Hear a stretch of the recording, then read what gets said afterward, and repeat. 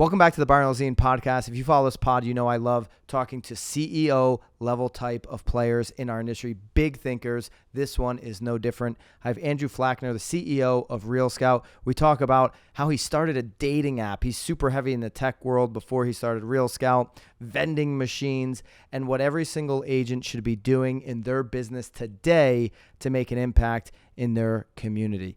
Definitely drop me a comment. Let me know what you thought of this pod.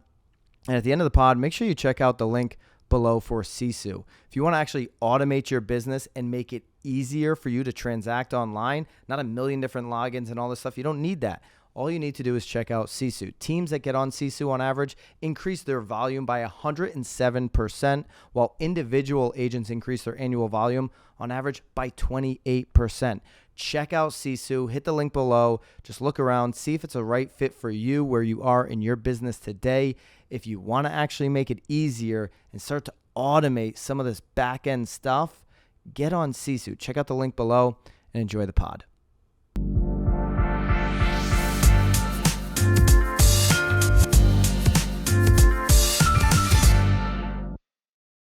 All right, Andrew, finally getting to sit down and chat with you. Kevin's done a great job of trying to put us together.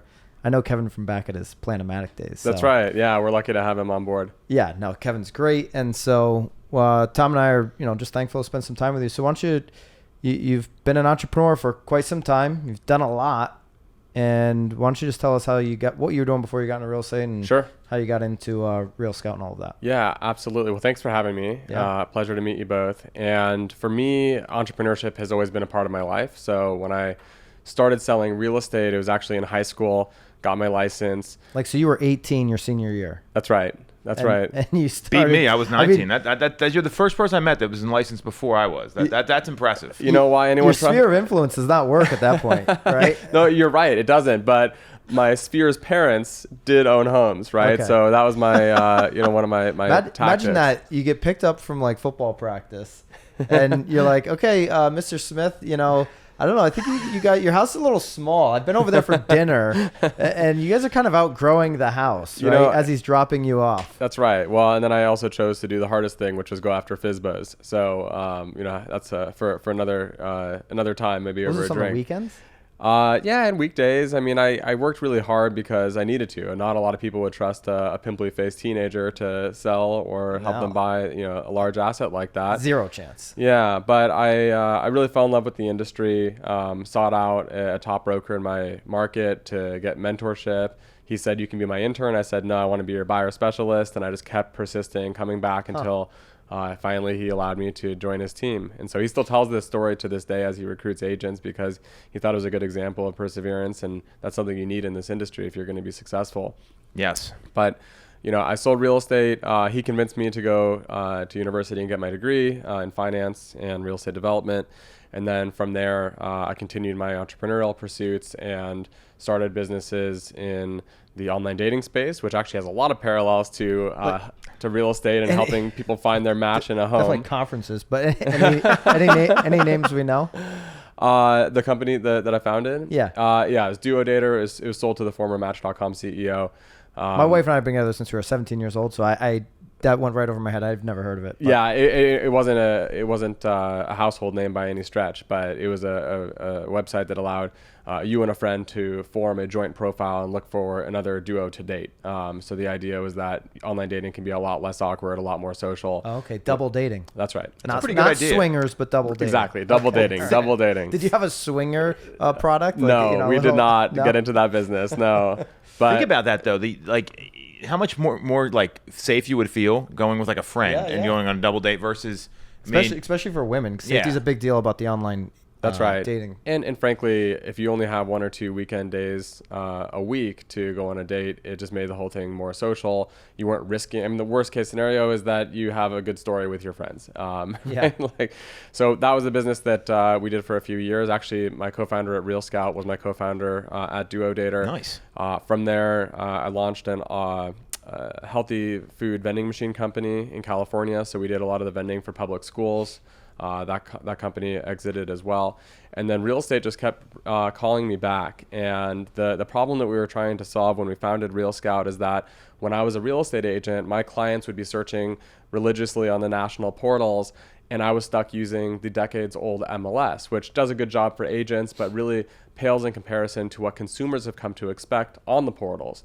And so to summarize, I would say that the portals were driving a wedge between my clients and myself, and I wanted to fix that. We're going to make you pitch us on RealScout Sure. before the end of this pod, because Kevin's been dying to get me in front of the pitch. Probably Tom as well, or somebody over at RealScout. So we're going to make you give us the real-time pitch of RealScout before we get into the pod. But I'm just curious because you're a co-founder. Yes. 2 different companies, or maybe more? 2? Just 2? Only one at a time, but yes. One at a time, yeah. Yeah.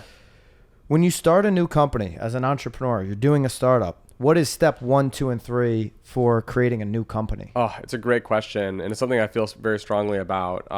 We believe in what's called customer development methodology, which means that you don't have the answer for your startup. You don't have the answer for what your business will be. Your customers do. And so what we did when we founded the company was we interviewed customers. And at that point, we didn't even really know who our customers were. So we interviewed home buyers, home sellers, real estate agents, brokers. How'd you get to them? You know what? Hustle, because we actually had a competition with a few other friends who were starting a company at the same time, and whoever got logged more hours of these interviews would buy the other dinner. And this is DMing people or like emailing, literally walking up to people at airports and just saying, are you a buyer, homeowner? seller, owner? Exactly. You have with 30 minutes before this flight boards. Let me ask you some questions. Did you buy or sell a home recently? Great place to corner people in the airport. Exactly. A lot of people want to talk there too. They're bored, and then you're also running a sales competition. That's what he's doing here. Like one of the tried and true methods. We hear about this all the time running our teams and brokerages. It's sales competitions work. Except it's more valuable than revenue. Think about that. For sure, right? yeah. It's if you can really figure out what problem you're trying to solve. Because listen, the reason why most startups fail is not because of a lack of good ideas. It's because they're solving problems that don't exist. And so if you can talk to someone and say, oh, you sold a house recently, how was that experience? Oh, it was a really sucky experience. Well, why? If you could wave a magic wand, what would you change about that experience? You can start to uncover and then pattern recognition. If you can start to talk to enough of those people, some themes will surface. How are you collecting this data to find those patterns? Is it It's Google spreadsheet, but realistically, it's going to be your own pattern recognition that picks up the pain points. Yeah. And is the pain you're trying to solve, is it a vitamin type of pain? Is it a Band-Aid type of pain? Is it a tourniquet type of pain? Hopefully, it's closer to a tourniquet, because then you're going to have real pricing power. Opportunity's bigger. Yeah. All right, so that's number 1. What's the next step? The next step is iterating, frankly, right? You're going to build prototypes. So here's a story that most people don't know about RealScout. We were getting feedback on our product, and we had some half-baked prototype. And we had a woman, her name was Adriana Plute. At the time, she was with the Lon Pennell Realtors in California. She came in, and we asked her for feedback. It was just supposed to be a feedback session. But about halfway into the pitch, she took out her checkbook, literal checkbook, and said, I want to buy this software. How does $500 sound? And at the time, we were so taken by that we said, sure, not even thinking, well, is it a recurring subscription? It was just, here's your lifetime subscription for $500. And at that point, we decided that we were on the right track. But it took a lot more validation before we convinced ourselves of that. And then the next step? The next step was to iterate on it, right? Then you continue to build with your customer in mind. I mean, to this day, we have over 100,000 customers, and they are providing feedback to our customer service line. A lot of people think that just goes into a black hole. It doesn't. It actually gets logged, it gets categorized, and then as we hear more and more of the same type of feedback or feature request, we will get more votes for those features, and that's how we prioritize. That's part of the way we prioritize our roadmap. So 100,000 clients, single agents, teams, Tom's got a huge team in Philadelphia. And then our brokerage has single agents. I'm curious who you're who's your avatar? Who's your ideal client? So we are selling into brokerages, and we work with the biggest brokerages in the country: Long & Foster, Howard Hanna, Fox & Roach, Side. I mean, these are companies that they realize there's a part of their funnel that can really use a boost, and it's the middle of the funnel. It's the part of the funnel that people aren't talking about, right? This is a coin-operated industry. If you walk through the halls of a convention center, it's always lead gen. We're going to get you more leads. We're going to get you more business. But we all know where business is coming from. It's from your sphere of influence. It's from people you already know. So if you can nurture, captivate, convert those people, it's going to be higher ROI for your marketing strategy. So what's the biggest pain point for an agent, right? Like we always talk about tactics, right? What's one agent tactic, one agent, you'd say it better, Tom, the hack. The right? agent hacks, yeah. So, I mean, I find that, at our brokerage, we got single agents, we got small teams, and there's our team, which is like a mega team. What's the biggest pain point you guys are trying to solve for those people? Because you talk about middle of the funnel, and we just were talking about this with some people in our mastermind group earlier today, that age leads are where the money's at right now. And, that's right. And that we actually, a couple of us broke down, like, here's our pending sales, here's the percentage based on the date of their registration within our CRMs. Most agents aren't thinking that way. Right. So maybe you could talk a little bit about that, because it sounds like that's what you're trying to solve for. It is. And not to belabor the point, but I think a lot of brokers, agents, and teams, they fixate on the top of the funnel, right? They want to get their website just right. They want to get their lead strategy, their lead gen strategy dialed in. They want to spend more money with online advertisers. But the reality is that there's a gold mine hiding in your sphere of influence. And we all know that agents are not doing enough keeping up with those clients with timely, relevant, topical information, right? We're not talking about Valentine's Day cards or daylight savings. Yeah. We're talking about The check-in call? The The check-in call? I mean, there's nothing worse than the daylight savings rollback email. That is the worst email in real estate Spring history. forward. Yeah, Happy spring St. forward. Patrick's Day. Right. I'd be really lucky if you could send me a referral. It's the worst. The problem is that I think a lot of this, a lot of the data that agents rely on has become commoditized, has become democratized in some way, right? As an industry, we think about listing data being the most important type of data, right? Even the biggest leaders in our industry are talking a big game about listing data.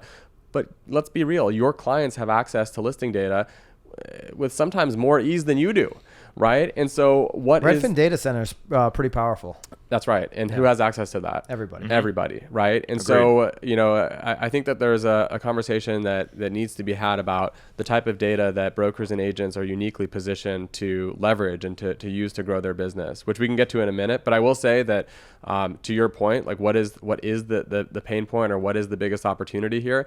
It's probably middle of funnel marketing, because no one's talking about that. No one's doing it. And we all know that agents are not keeping up with clients or past clients or sphere of influence or stale leads the way they should.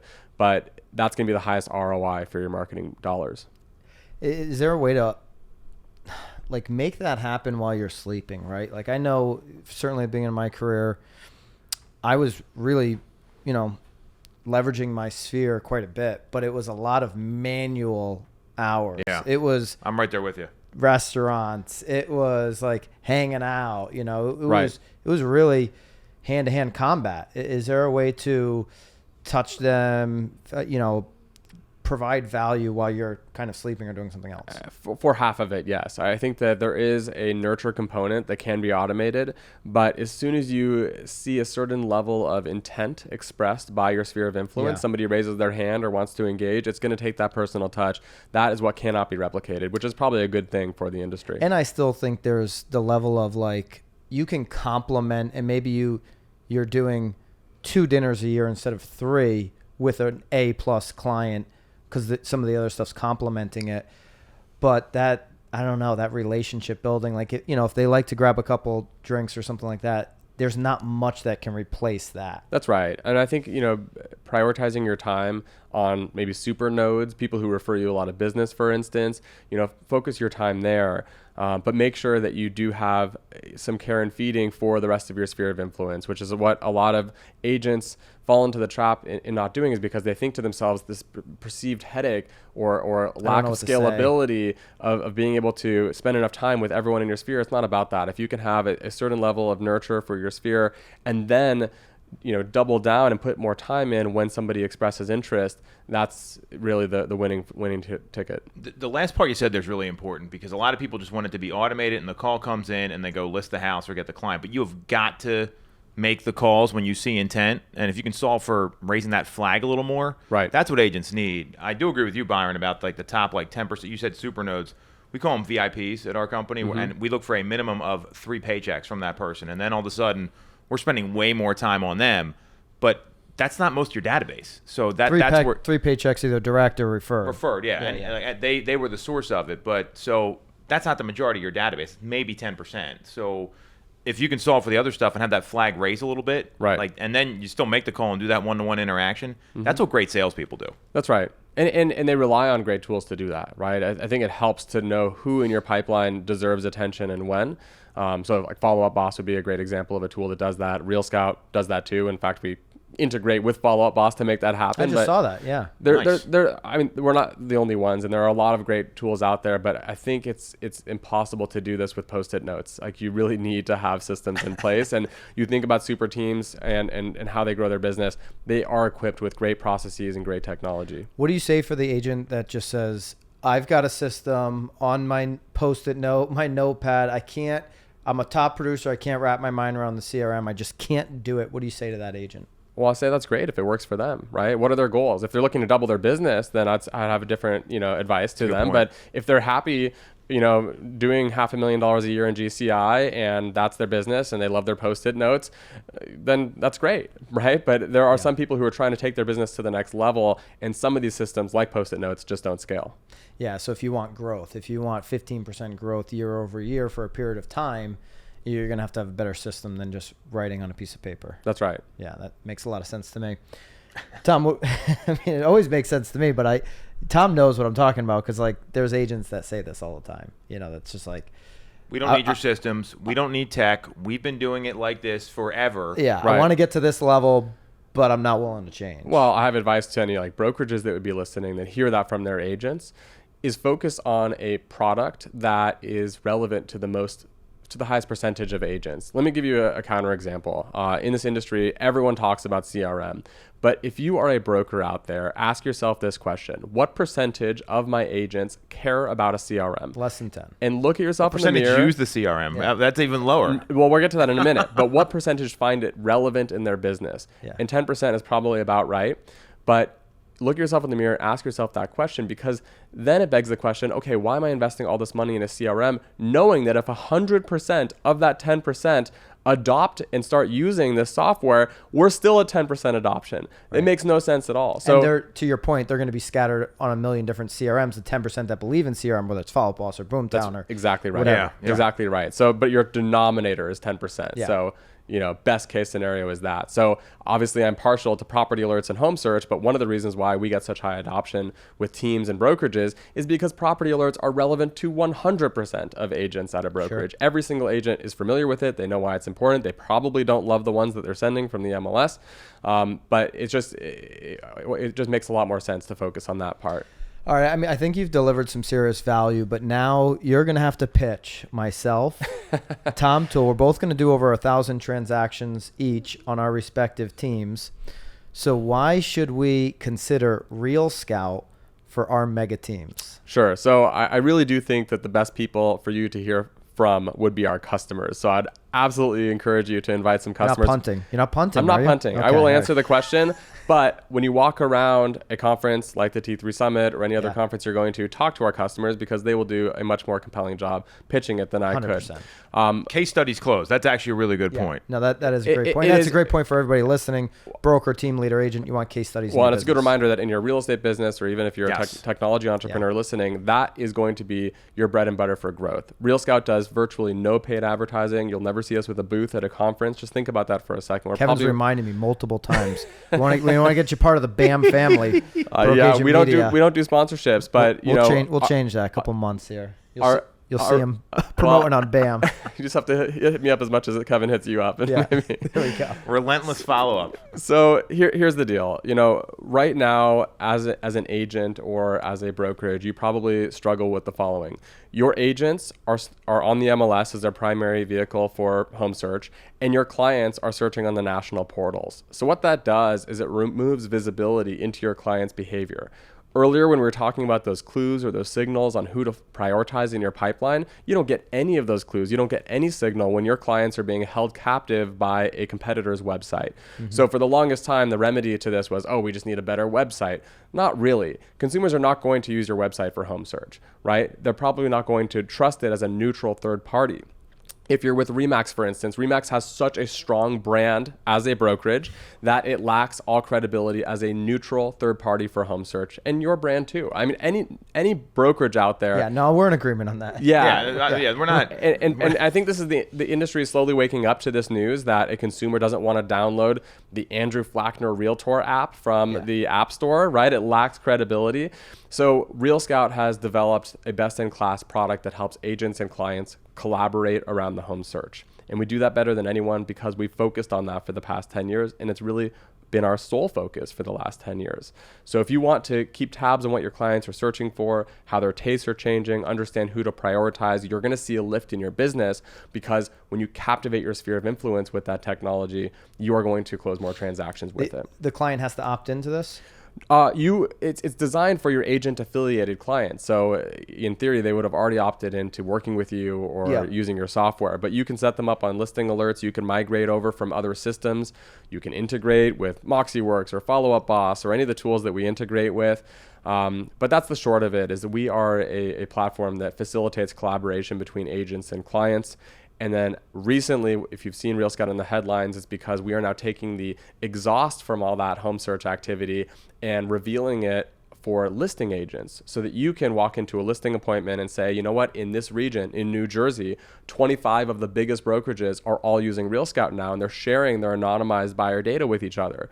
So isn't that important when you can walk into a listing presentation and say, you know, Mr. and Mrs. Seller, I know you think your home is worth $800,000, but if we lower the price to $770,000, we can capture 12% more of the buyers in the market. That's really powerful. I agree. Showing them the data on exactly where to price their house outside of, we were just talking before you walked in, we're talking about what agents are doing for CMAs and what they're doing to like bring value to show where to price. And obviously right now you're getting conversations where I want to price here. Well, if you price here, you can get this many offers, and showing them that data. Right. Well, if you just price it right here, this is how it's going to work. The problem is that a CMA is historical. And correct. And that's what we were just saying. And it lags. Yeah, exactly. So knowing what my neighbor's house sold for 6 months ago is not as relevant as knowing how many buyers are looking in this neighborhood at this price point today. This minute, the last 24 hours. How many That's right. are out there? So in the comments, if you're using RealScout, love to hear your testimonial. Yes. And I'll match it up to Andrew's pitch on the pod here. So anything to wrap this up? Yeah, real quick. So you've talked about a lot of great stuff here. I think you unpacked a lot using data to close, which I'm a big fan of, because then you don't have that commission breath. Any of the agents watching, what's one piece of advice you have for an agent, whether they're using RealScout or not, that they should be implementing in their business today? There's so many nuggets. Give us the best nugget, the golden nugget. I would say look at your budget over the last 12 months. Where have you been investing in your business? And then look at where your transactions are coming from. What percentage of them are coming from SEO? The answer is probably close to 0. So if you're spending 50% of your budget in SEO, then maybe look yourself in the mirror and ask why you're doing that. If you are getting all of your business from repeat business, referrals, and sphere of influence, ask yourself, what is your level of investment at the middle of the funnel? And I think that's a really eye-opening conversation to have with your team or with yourself. Love it. Yeah, I do love that. Middle of the funnel. I think a lot of agents that are doing well with middle of the funnel are probably really strong on social. Yes. But this gives that probably, data component that maybe they're not doing on social, unless they're using Keeping Current Matters or something like that right. in their social. We call it TOFU, marketing. top of funnel, MOFU, middle of funnel, and BOFU, bottom of funnel. And shifting budget from the TOFU to the MOFU is probably how you're going to get more ROI this year. TOFU to the MOFU. I almost want to go to Nobu right now. All right, we're wrapping this thing up. Andrew, really appreciate it. Hey, it was a pleasure. Thanks for coming on, man. Thank you both.